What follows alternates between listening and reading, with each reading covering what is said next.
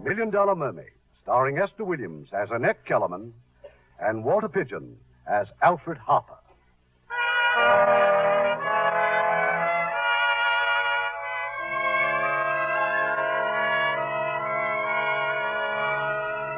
This is the story of Annette Kellerman.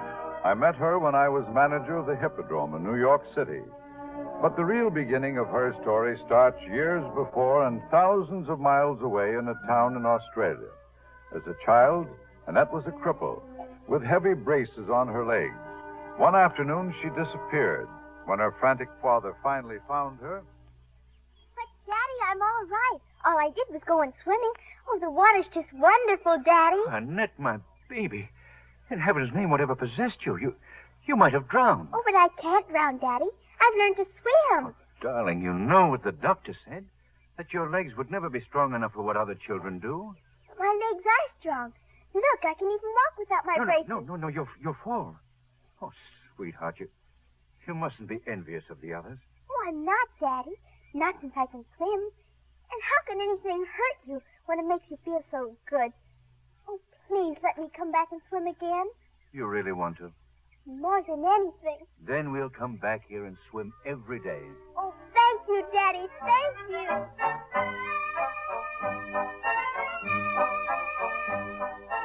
As the years hurried by, the iron braces were discarded and forgotten. Annette became an expert swimmer, and a gleaming array of silver loving cups stretched across the shelf in the study of her father's Conservatory of Music. And then, as a young woman, she won the most cherished award of all. Amateur champion of New South Wales. Why, it's wonderful, darling. I'm very proud of you. Only why does it always have to be a cup? What we really need is a new tea service. Annette, if you're wondering why I wasn't there to watch you this afternoon, I've been going over some business matters. Oh, times are bad for everyone, Daddy. The few pupils we have left hardly pay expenses. I've decided to close the conservatory. Dad. No. We're not charity cases yet. I've heard from Mr. Crocker. Mr. Crocker from London? He's offered me a post as his assistant. I think I should accept. Well, Dad, if it's just a question of money, well, I could teach swimming or turn professional or... No, forget it, my dear. Swimming has given you back your health, and for that I'm eternally grateful. But as a career, no. Your music comes first. Music and the ballet. And in London, you can study with the very best. Well, there's one thing I know, Dad. There's a lot of silver in those loving cups. So don't worry, darling. The Kellermans will always eat.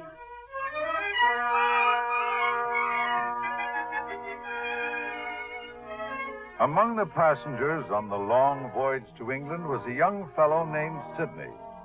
Sidney was a kangaroo. And I'm not going to warn you again, Mr. Sullivan.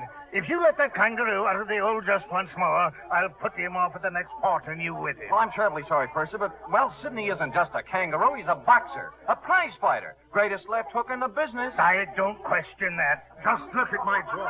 Hey, Doc, take Sidney down to the hole. We'll have to forget his road work, but put on the gloves, though, and give him some exercise. Come on, champ. Let's go. I hope we didn't scare you too much. Oh, no, we're very fond of kangaroos. Good. You're bound for London, too? Yes. My daughter's going to study the ballet. Well, you must be my guests at Sydney's opening. I'll be at the Greenwich Carnival. Well, that's very kind of you. Yeah, just ask for Jimmy Sullivan. Sullivan's Wonder Show. My name is Kellerman. My daughter, Annette. Annette Kellerman, the swimmer? Well, I've read about you in the newspapers. Yes. My daughter just won the Amateur Freestyle Championship of New South Wales. Set a new record, too. Oh, Dad. Yeah, but you did. Well, swimming's very popular in Australia. Yes, I can understand why. Well, I hope Sydney's a big success, Mr. Sullivan. Come along, dear.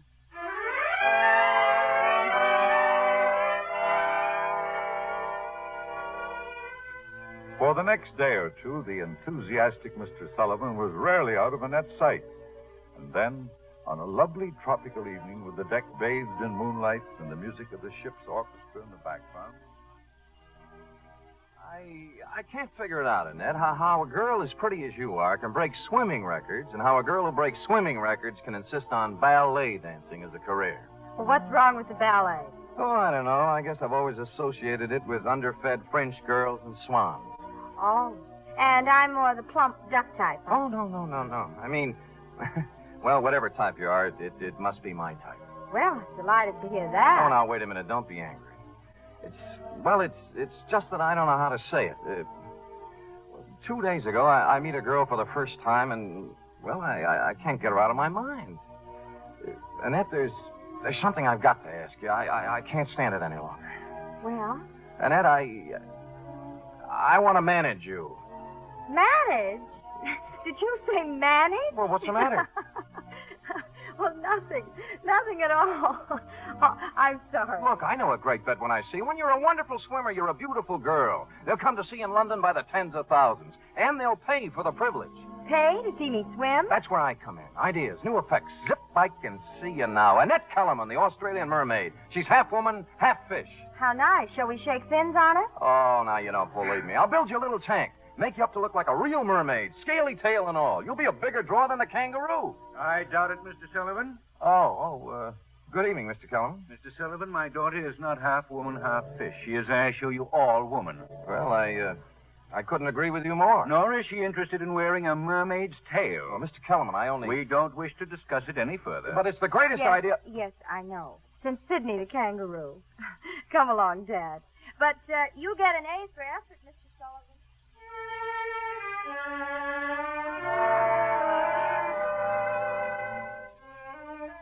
The Kellermans reached London, but they'd come halfway around the world only to learn the crushing news that they'd come for nothing. The Crocker Conservatory of Music was closed. But surely there was some message for you, Dad. Someone must have been there. Just the caretaker. Mr. Crocker's dead. Oh. Been dead almost a month. I don't know what to do, Annette. Our funds are all but gone. Well, there's one thing we can do. We can move out of this hotel. We'll find a couple of rooms somewhere, and, well, we'll go to work. Right now, I can't even think. Well, that's good. Then you can't worry. Now, just remember, Dad, the Kellermans will always be. Yes, the Kellermans got by thanks to those silver loving cups. One by one, they disappeared at the pawnbroker's. And then, early one evening, Annette had visitors. Young Mr. Sullivan and his friend Doc. But how in the world did you know where we were? Simply by following the cab that brought your baggage over from the hotel. Oh, but that was 2 weeks ago. Yes. Well, we've been kind of busy. Well, Dad's out right now, but sit down, won't you? Well, thank you. What smells so good? Oh, I'm making an Australian stew. Australian stew? Mm-hmm. It's same as Irish, only the meat's down under. Well, why don't you stay for dinner and find out for yourself? Oh, but we couldn't possibly stay. I mean, just walking in like this? No, we couldn't. Well, there's plenty, and I insist. Now, while I set the table, you can tell me all about the kangaroo. How is Sydney? Sensational. He's developed a 1-2 punch. Yeah, and I've got the nose to prove it. Look at this. Oh, dear. Yeah, he's the greatest act ever to be put under a tent. There's only one thing wrong. No one knows about it. And that's where you come in. Where I come in? Annette, listen. Once we get enough people down to the carnival, the rest will take care of itself. So we thought maybe you'd like to make a little money. But how? Well, the idea I had in mind was to swim down the Thames River, maybe 5 or 6 miles, ending up at the carnival at Greenwich. Oh, we'd follow you in a rowboat, of course. If Sydney could swim, we wouldn't bother you. We'll pay you £5 and 50% of the first day's proceeds. Well, if you're going to stage a swim, why don't you make it a real swim? 6 miles won't impress anybody. 26 miles might. 26 miles? Mm-hmm. I can't even row that far. Annette, you're not joking? Of course not. Well, if you mean that, why, I'll stay in this town on its ear. I'll notify the newspapers. We'll really ballyhoo it. Why, Sydney will have to fight off the customers. And you'll give me £5. You need the money badly, don't you? Well, yes, we could use a little. Oh, I'll swim on just one condition, though. My father isn't to know about it until it's all over. You've got a deal.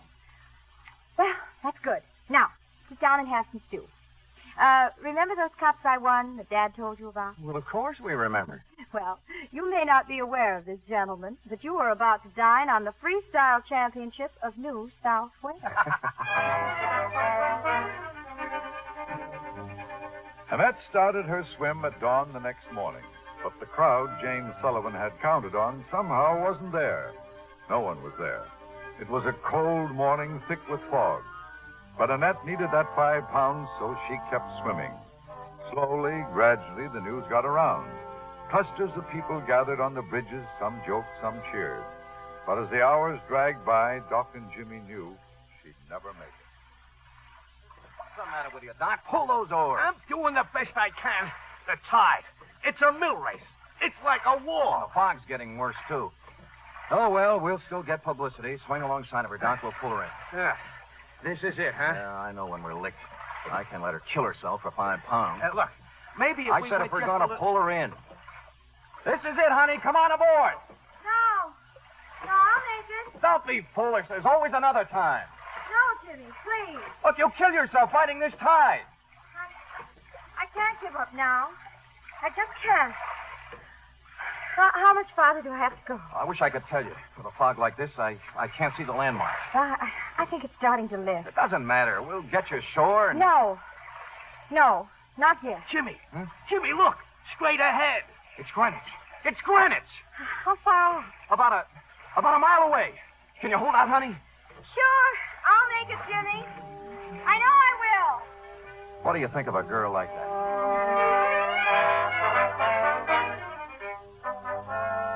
Annette's phenomenal swim brought Londoners by the droves down to Sullivan's Carnival. But it wasn't Sydney, the boxing kangaroo, that they wanted to see. Oh, it's no use, Jimmy. We're selling tickets for the wrong attraction. Yeah, poor Sydney. Looks like you swam him right out of his career. This just doesn't make sense. The whole idea was for Sydney. Annette, you've made this swim without consulting me. Oh, well, Dad... I'm not complaining about that. I'm very proud of you. But if you think you've rested enough, I suggest we go home. Oh, just one thing, Professor, and you might as well face it now. Your daughter is now a celebrity. Yes, I've seen the newspapers. She's already had a dozen offers. Offers? What kind? Every kind. Personal appearances, swimming events, diving exhibitions. Why, the Crystal Palace wants to know if you can sing. And there's a newspaper that wants to sponsor a series of swims at beach resorts. They offered £8 a week. Well, you didn't let them get away, did you? You accepted. No. Well, what offers did you accept? None. And what do you propose, Mr. Sullivan? I propose to stage a show, our own show, a water carnival. A water carnival? Well, why not? It's something brand new. I'll even give you the ballet, a water ballet, set to music. Just a moment. Where could you stage such an event? Where could you find a tank big enough for all this? The tank's already built and waiting for us. Did you ever hear the Hippodrome? In New York? Yeah. My dear boy, really? 3,000 miles of ocean? Well, what of it? It's the biggest tank in the world and the largest theater in the world. And the longest swim in the world to get there. Well, Jimmy, Dad and I couldn't pay for a trip to Liverpool, let Who alone... said anything about that? Anyone who travels with Sullivan gets all expenses paid. Look, I happen to know Alfred Harper personally. He runs the Hippodrome. And he's showman enough to go for this idea in a second. Well, how can you afford the fares? I thought you were Broke? Perhaps, but I've got such confidence in this that I'm willing to sacrifice my entire assets. What assets? Sydney, the kangaroo. Oh, Jimmy, no. There's a circus in town. I've already got an offer for him. You ready, old pal? Hey, see? Even Sydney approves. Get his leash, Doc. Oh, come on. Now, don't take it too hard, Sydney. It's just part of show business, that's all. 1 minute you're up, 1 minute you're... Ooh! Flat on the floor. Not a boy, Sydney. That's showing him. Get him out of here. We'll meet you at the steamship office at 12 o'clock.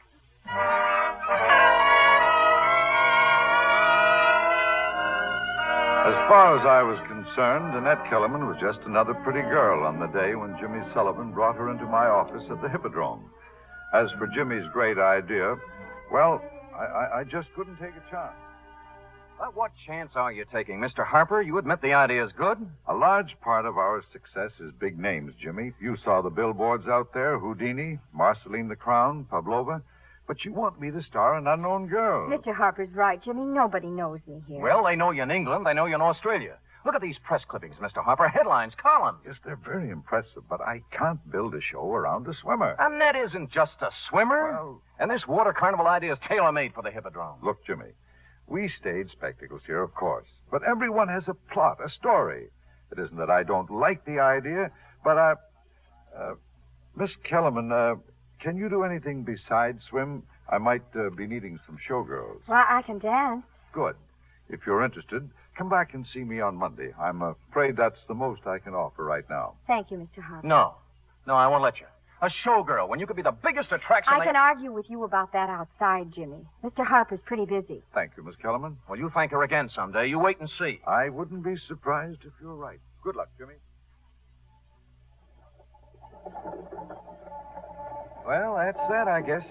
We're back where we were, out in the street. It isn't your fault, Jimmy. It was a good idea. And I went into it with my eyes open. Well, you better take that, John. There's lots worse than being a showgirl at the Hippodrome. And you and Doc? Well, we can go back to Boston, where we came from. I can always find a concession or something at Revere Beach. Jimmy, I have to make some money. It's Dad I'm thinking about. He isn't well. I'm afraid to think what one more of these uncertainties will do to him. His whole life is music, loving it and teaching it. If I could only help him start his conservatory again. You can. How? No, forget it. I'm not going to sell you on something else and have it fizzle out. You go to work for Harper. It's safe and expensive. I need more than just expenses. Jimmy, how much can you make out of a concession? If it clicks, plenty. Look, all we have to do is scrape enough money together to buy a tank, and then we... No, look, I told you to forget it. It's too much of a long shot, and I've only got $6 left. Well, I still have 3 silver cups. That'd be enough to get us to Boston, wouldn't it? Maybe. What's on your mind? Well, we swam down the Thames to get publicity, didn't we? Keep talking. Suppose we did the same thing here. A marathon swim. From somewhere. Anywhere. No, not anywhere. From Revere Beach. Oh, baby, I knew we were a team from the very first time I saw you. I'll get enough backing for 10 tanks, not just one. Jimmy, do you think so? Who's going to stop us? Just tell me that. Who's going to stop us? Who's going to stop them? Well, they were stopped by nothing less than the stoppingest institution in the land, the law. Annette had planned a 20-mile swim starting at Revere Beach. But as she walked down to the water, the crowd on the beach stared speechless and goggle-eyed. Annette was wearing a one-piece bathing suit. Well, they weren't speechless for long. I can hardly believe my eyes. Mommy, look at she's wearing. Oh, this is ridiculous, Jimmy. Please, can't I start now? There's a photographer I'm expecting as soon as he gets here. Now, look, don't let them bother you, honey. These same people will be cheering when you come back. Jimmy, let me start. Well, all right, go ahead. And don't worry about anything. Just a minute. What do you think you're doing? Officer, this is Annette Kellerman, the famous Australian swimmer. She's about to embark on a 20-mile swim. Not in that outfit. Why, this is disgraceful. Officer, I'm going to try to swim 20 miles. How can I swim in what those women are wearing? I'd drown in an outfit like that. Just cover yourself, miss, and hurry up about it. Come on, Jimmy, let's get out of here. Not on your life. You've done nothing wrong, and I won't let anyone intimidate you. Well, just for that, you're under arrest. You're both under arrest. Annette Kellerman arrested for indecent exposure. Australian girl causes near riot at Revere Beach. One-piece bathing suit shocks Boston seaside. Indecent exposure. Held for trial. Oh, those hypocrites, those sanctimonious, blue-nosed hypocrites. Oh, Dad, what are we going to do? No, dear. Hey, the lobby's full of reporters. They want to know, can they come up now? Well, tell them to go away. Tell them I've left town. Well, as far as I'm concerned, this is the greatest thing that ever happened. The greatest... I'm booked and fingerprinted and arrested like a common criminal, and you say that... Don't you realize who you are now? You're the standard bearer for all American womanhood. In your hands lies the power to break the shackles of prudery and convention.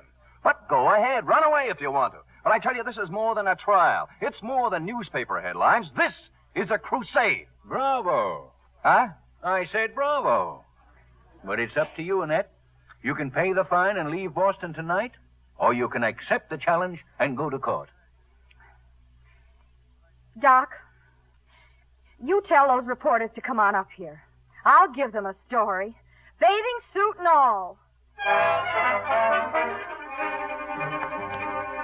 I suppose the entire country knew about Annette Kellerman and her one-piece bathing suit by the time she appeared in that court in Boston. The prosecutor's job was fairly easy. After all, Annette admitted everything. And has brazenly flaunted every statute of decency. Your Honor, her guilt is incontestable. She admits she wore the garment in question. I admit no such thing.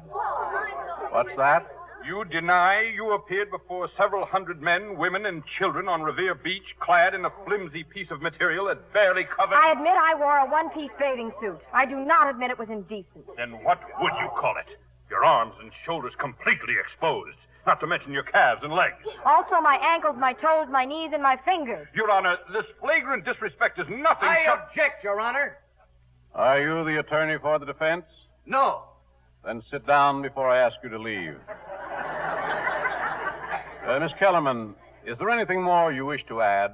Yes, Your Honor, there is. You see, I've been swimming in competition all my life, and the only way I've been able to compete successfully is by wearing a man's one-piece racing suit. After all, sir, you can't deny me my right to swim, can you? No, certainly not. Well, then how is it possible to swim a race tied up in a corset and 10 yards of wet drapery? Miss Kellerman, please, I'm not the one on trial here. I'm sorry, sir. Your Honor, do the authorities object to the one-piece bathing suit or to the fact that the limbs are not entirely covered? Oh, I see no reason to base any decision on the number of pieces in an article of clothing. Well, then perhaps I can suggest a compromise. Now, here in this box is the original racing suit. There, you see? The same suit? Except that I've sewn some stockings on the bottom and a jersey on the top. And as you can see, this will cover the entire body except the forearms and the head. I consider this shocking, Your Honor. I consider it rather ingenious. And this is the bathing suit you'll use in the future? Yes, Your Honor, or others like it. In that event, Miss Kellerman, this case is dismissed. Thank you.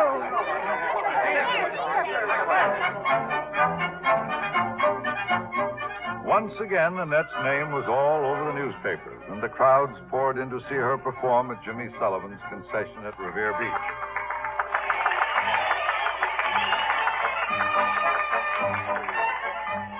Week after week, the money rolled in, and week after week, Jimmy became more and more certain that Annette meant a great deal more to him than just the source of his income. And one day, while Doc was counting up the receipts... You know something, Jimmy? Sometimes I wish we had that kangaroo again. We didn't make so much money, but I didn't have all this bookkeeping to worry about. Look here.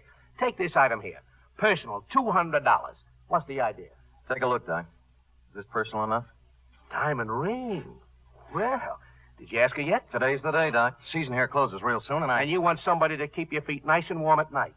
Great, but what about me? Doc, I've got an idea for something brand new. A great idea. A swimmer and a flyer. Flyer? That Bud Williams act is dynamite. Do you know he can actually take that contraption 400 feet off the ground? Nah, I don't like it. It's against nature. Can't you see that big new poster now? Sullivan's combined shows. King of the air, Queen of the sea.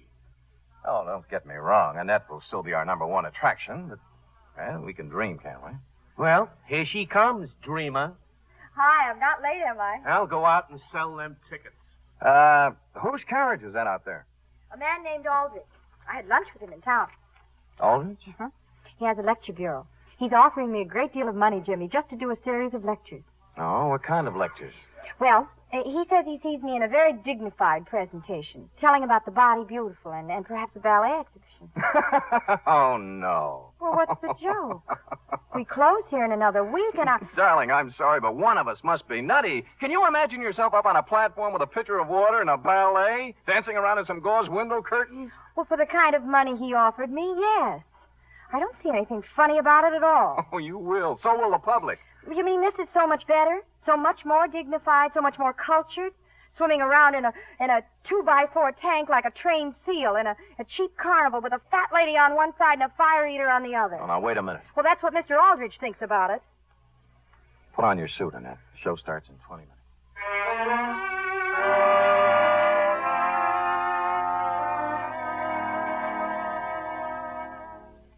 Jimmy, come on in. Well, you were great just now, as usual. Bet we turned away 200 people. Is that what you came to tell me? No, I came to tell you I'm sorry. A big mouth of mine. Oh, Jimmy, we shouldn't quarrel. Not about this lecture business, anyway. But it must be important to you, else Look, we came here for one reason only. Money. Anything that offers us more money is more important. Darling, it's $500 a week for 10 weeks. I see. And it puts me that much closer to the Kellerman Conservatory. You're doing this for your father, is that it? Well, in a way, yes. And it isn't as though we were splitting up. I'll talk to Aldrich. I'm sure there'll be an important job for you. Yeah, like filling the water pitcher? Jimmy. Or pinning up the drapes. Or maybe I could come out first and give a short talk on how high class we are.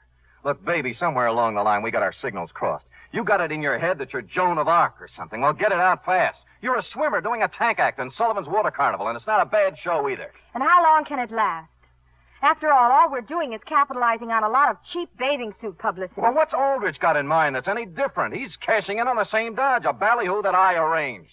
You arranged? Well, who do you think got that cop to arrest you in the first place? Oh, no, Jimmy, you didn't. Didn't I? How can you stand there? What about all the talk about a crusade and Bunk. how I was... Bunk, who cares what a lot of females wear on the beach as long as I can keep you in a one-piece bathing suit? Baby, you're a swimmer. You belong in the water. Wet, you're terrific. Dry, you're just a nice girl who ought to settle down and get married. Well, thank you. I'm very grateful for the advice.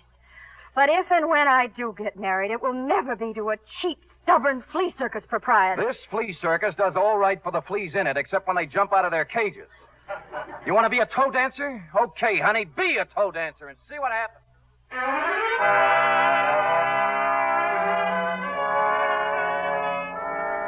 When the carnival closed, Annette went to Aldrich, not to accept his offer, but to turn it down.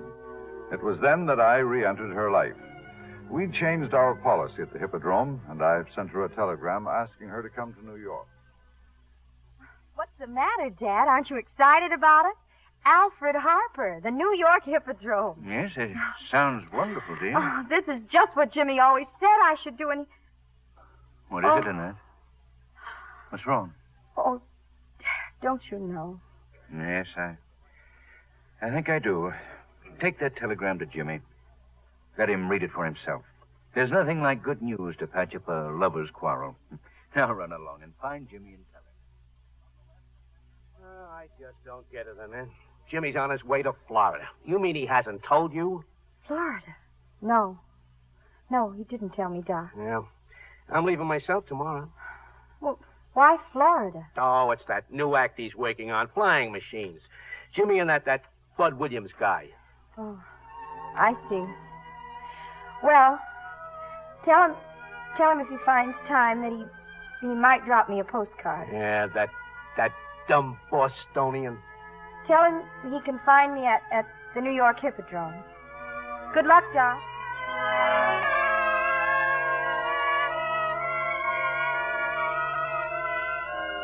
Annette Kellerman, performing in the huge tank on the stage of the Hippodrome, was a spectacular success. My one hope was that she'd stay with us. I don't have to read the new contract, Alfred. If you think I should sign, just give me a pen. I'd work at the Hippodrome for almost nothing. Well, I assure you, you won't be working for nothing, Annette. You know, you've been wonderful. Thank you, Alfred. I'm giving a little supper party for Pavlova Saturday night after the show. Can you come? Well, may I let you know later? Well, that means no, doesn't it? Annette, don't you ever go out? Never. Oh, hello, Dad. I'll be ready in a moment. I'm trying to persuade your elusive daughter to come to a party, Mr. Kellerman. Of course you'll go.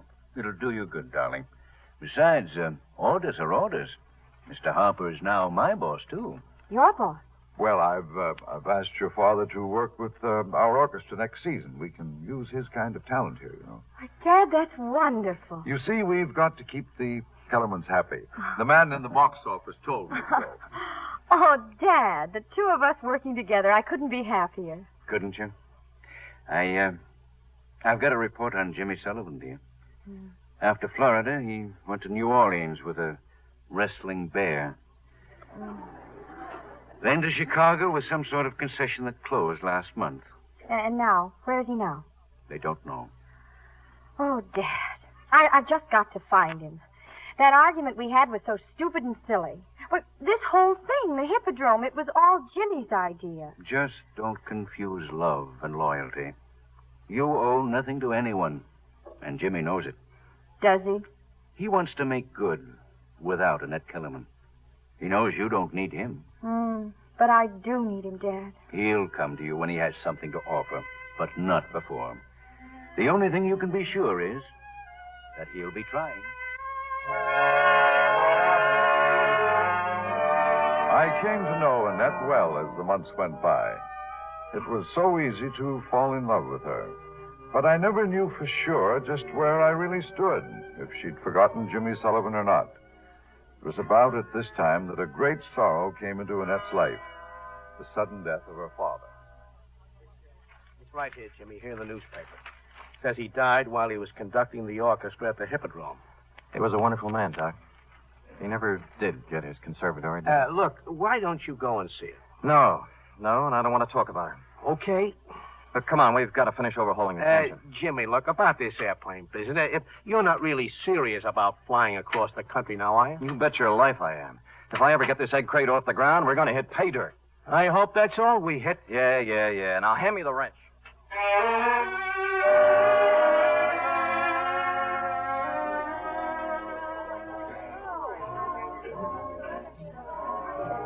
Annette? I'll be with you in a moment, Alfred. Nothing important. Fred just told me there's someone here to see you at the stage door. Oh, who is it? Oh, I really don't know. You seem very absorbed in that newspaper, Alfred. What's so interesting? Oh, I'm sorry. Here, look at the headline. 12 aviators to start coast-to-coast flights. That's quite a stunt. $50,000 in prizes. Poor fellows. They'll all be killed. Well, shall I tell Fred you're busy? Oh, the man at the stage door. No, I'll see who it is. Oh, boy, what a dressing room. Well, I can't say you don't deserve it, Annette. Come on in, Doc. Tell me all about yourself. I was never so surprised to see anyone in my life. Well, I hate to bother you, Annette, but, well, somebody's got to talk Jimmy out of doing it. Doing what? That bug house air race. He's got his eye on that $50,000 pot, and You mean Jimmy's going to fly to California? Well, he's going to try. And you should see in what? But, Doc, he's no flyer. That's what I've been telling him. But you know Sullivan. I just thought maybe there was something you could figure out. Oh, well, when does he plan to start? Any time now. Perhaps tomorrow if the weather's right. We're out there at Montauk Point, so maybe if Doc, I've got a performance tonight. Yes, I know.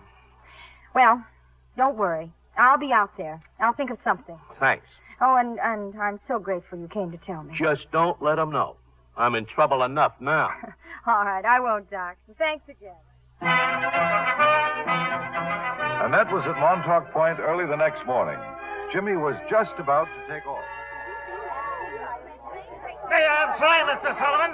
She must have crawled under the ropes. You want me to get rid of her? Get rid of her? Why, this is a very famous personality, Annette Kellerman, the well-known lecturer. Jimmy Sullivan, I don't care what happens to you, but Doc is a friend of mine, and I forbid you to take him on this flight. You see what I mean? Greatest lecturer of her day. You heard me, Jimmy. Well, that's sweet of you, baby, but you don't have to worry about Doc. He's not leaving the ground. He's driving the repair car. That's me, Annette. Still the guy in the rowboat. You all ready, Mr. Sullivan? Right. Jimmy, please don't force me to take drastic action. Drastic action? Why, I've never forced you to do anything, honey, remember? Okay, Doc, let's get her started. Mr. Glover, please. Yes, ma'am. You James Sullivan? Well? Here's a summons for you, Mr. Sullivan. Your flying machine has been attached. Look, go away. Sorry, it's a court order. Court order for what? Non-payment of monies owed to Annette Kellerman. That's right. And don't look so surprised. I had an accounting of all the books when you ran the concession at Revere Beach. There's a personal item marked $200, and you can explain it in court. Oh, that. Well, I'm sorry, honey. Here's the item in question. It's a diamond ring. You can sell it somewhere. Okay, Doc, turn it over. Thanks for trying, honey. Clear the field. Clear the field, lady.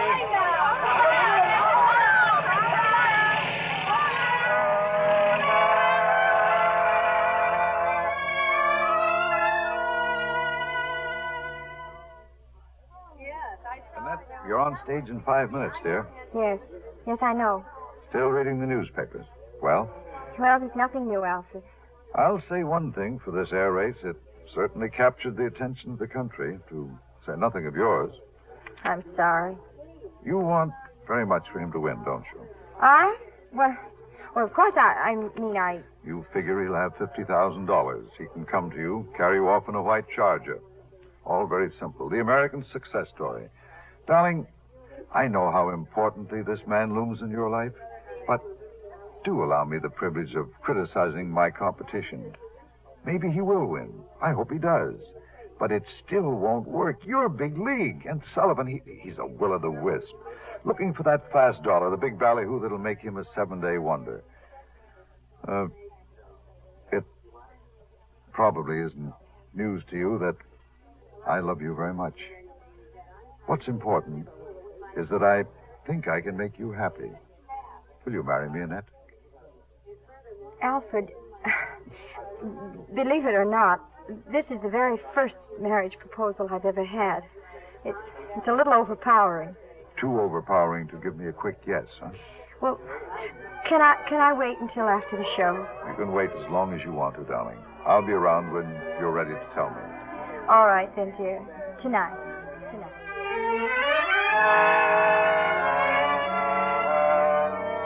But once again, Jimmy Sullivan crossed our paths.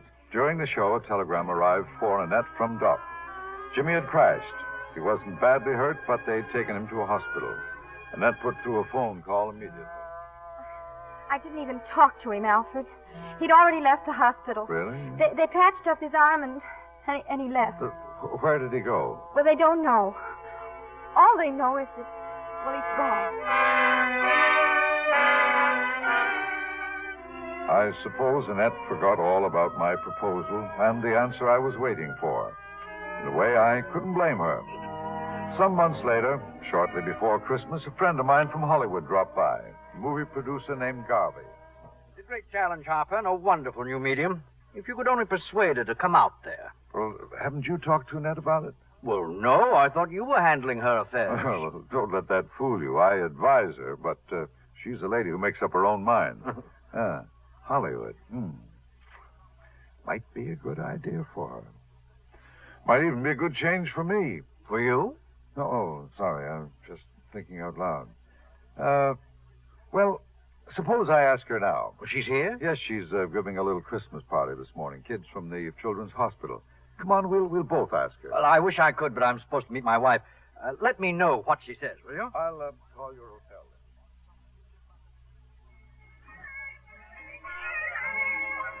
then. Looks like a wonderful party, Annette. Oh, hello, Alfred. Only I'm a little jealous. Everybody seems to get a Christmas present but me. Poor Alfred. Well, what would you like? Most of all, I'd like an answer to a question I asked you last June. Oh. Well, it's yes, darling. The answer is yes.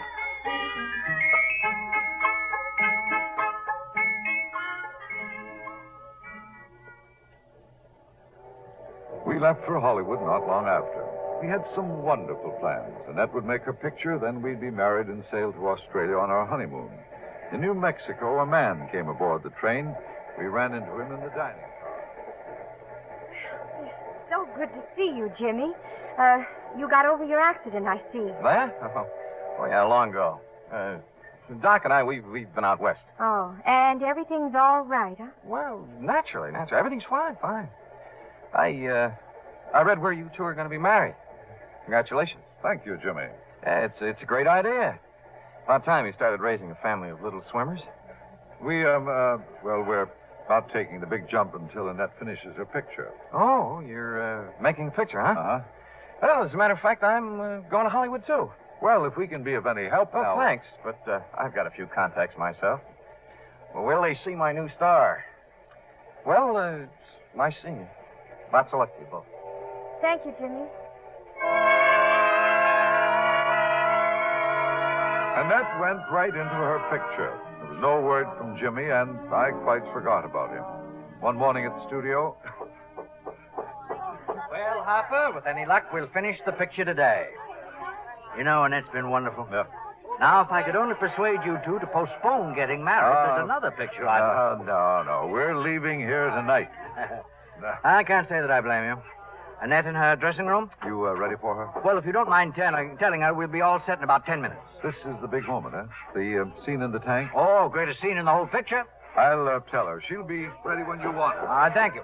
How about it, Frank? Thanks, full, Mr. Garvey. Everything's ready. Well, just keep that water pouring in. It's holding 50,000 gallons now. Well, can't we raise the level? Well, it's glass, you know. Pretty solid, but why take chances? I guess you're right. Well, let's get those cameras set up. Well, this is it, sweetheart. Garvey says you'll be finished right after this scene. You've been very patient, Alfred. It's just a pose. I've never been more impatient in my life. What are you looking for? Did you lose something? Well, I must have dropped it on the floor here. What is it? Oh, it's just sort of a good luck charm. It's a ring that I... Oh, this ring? Oh, yes. Thank you, darling. Looks more like an engagement ring. Well, I've been wearing it whenever I perform. It's silly, isn't it? No, not if it makes you feel any better. Ready, Miss Kellerman. I'll be right there, Frank. One take and we'll be on our way out of here. Well, keep your fingers crossed. See you soon, dear. This was a big scene, an underwater ballet beautifully staged. Everything seemed to be going fine when suddenly Frank rushed up. The tank, Mr. Gotti. Huh? The glass is cracking. Get her out of there. It's going to split wide open. Get Miss Kellerman out of that tank. Hurry! The glass is breaking!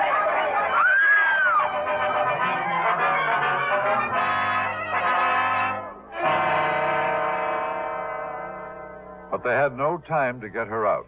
The water roared out of the shattered tank, and Annette was catapulted through the broken glass.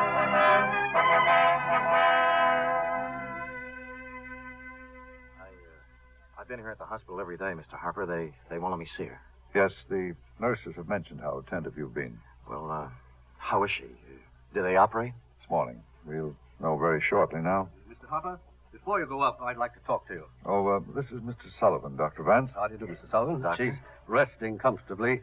That's all you can tell me. We know nothing for certain, Mr. Harper, except that Miss Kellerman's spine suffered a severe blow, what we call a spinal cord hematoma. We relieved the pressure. Fortunately, there was no severance of the nerve tracts, but she'll have to face the fact that she may not have the use of her legs for quite some time. Does she know about this? She insisted on knowing before the operation. I'd rather she didn't have any visitors right now. Later? Of course. Oh. Mr. Harper, whatever is humanly possible to do for her, we'll do. The rest is up to Miss Kellerman. Yes, I know we're in very capable hands. Check with you later in the day.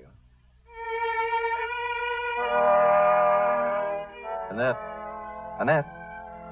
Jimmy. Well, maybe I shouldn't be here, honey. The nurse told me you were asleep. Oh, Jimmy.